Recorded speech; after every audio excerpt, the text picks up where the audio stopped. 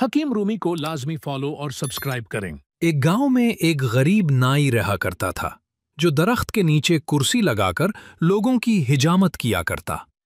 مشکل سے گزر بسر ہو رہی تھی، نہ گھر تھا، نہ بیوی، نہ بچے۔ ساری کائنات میں اس کی کل متاع زندگی صرف ایک چادر اور ایک تکیہ تھی۔ رات ہوتے ہی وہ بند اسکول کے باہر چادر بچھاتا، تکیہ رکھتا اور وہیں سو جاتا۔ ایک دن صبح سویرے گاؤں میں سیلاب آ گیا، شور و غل مچ گیا، لوگ جان و مال بچانے میں لگ گئے۔ نائی نے آنکھ کھولی تو پانی چاروں طرف پھیلا دیکھ کر وہ اسکول کے ساتھ بنی ٹینکی پر چڑھ گیا۔ وہاں چادر بچھائی، دیوار کے ساتھ تکیہ لگایا اور اطمینان سے لیٹ کر نیچے بھاگتے لوگوں کو دیکھنے لگا۔ کوئی نقدی لے جا رہا تھا، کوئی زیورات، کوئی بکریاں، کوئی کپڑے اور کوئی بچوں کو اٹھائے بھاگ رہا تھا۔ اتنے میں ایک شخص بھاگتا ہوا آیا۔ اس کے ہاتھوں میں سونا، پیسے اور کپڑے تھے۔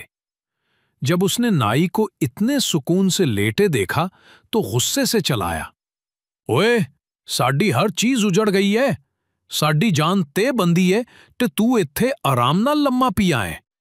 نائی مسکرا کر بولا، لالے، اج اے تے غربت دی چس آئی ہے۔ میں جب نے یہ کہانی سنی تو پہلے ہنسا، مگر پھر دل میں ایک خیال آیا، شاید روز محشر کا منظر بھی کچھ ایسا ہی ہو۔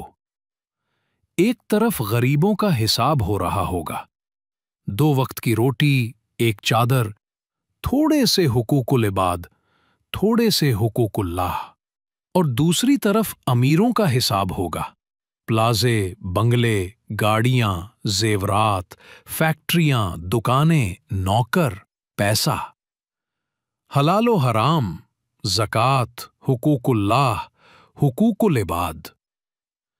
اتنی نعمتوں کا حساب دیتے دیتے وہ پسینے میں شرابور، خوف سے لرزتے ہوئے کھڑے ہوں گے، اور شاید اسی لمحے وہی نائی جیسے غریب چہرے پر سکون لیے ان کو دیکھ کر دل ہی دل میں مسکرا رہے ہوں گے، آج اے تے غربت دی چس آئی ہے۔